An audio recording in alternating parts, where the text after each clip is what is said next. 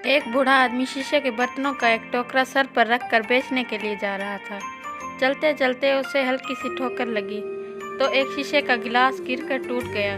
बूढ़ा आदमी इसी रफ्तार से चलता रहा जैसे कुछ हुआ ही ना हो।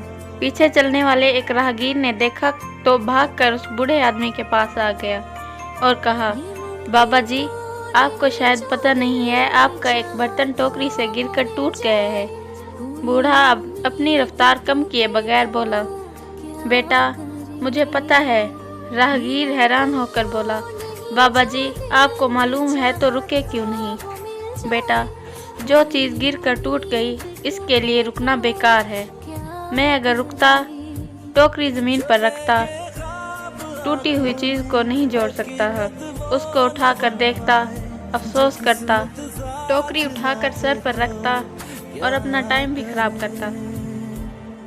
टोकरा रखने और उठाने में कोई और नुकसान भी कर देता और शहर में जो कारोबार करना था अफसोस के बायस वो भी खराब हो जाता।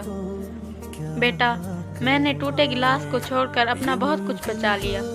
हमारी ज़िंदगी में कुछ परेशानियां और मुसीबतें इस टूटे गिलास की तरह होती हैं, जिन्हें हमें भूल जाना चाहिए, छोड़कर आगे बढ़ जाना चाहिए, क्योंकि ये वो बोझ होते हैं जो आपकी परेशानियां और मुसीबत बढ़ाते हैं, आपकी रफ्तार को कम कर देते हैं, आपकी मुस्कुराहट छीन लेते हैं, आपकी मुश्किलात को बढ़ा देते हैं, आगे बढ़ने का हौसला और चाहत तक ख़त्म हो जाती है।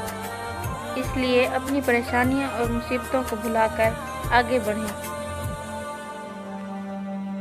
जो दिल के पास रहते हैं वो दिल क्यों तोड़े जाते हैं, वफा के बदले क्यों वो बेवफाई छोड़ जाते हैं। कभी जो हम सफर थे अब वही अनजान लगते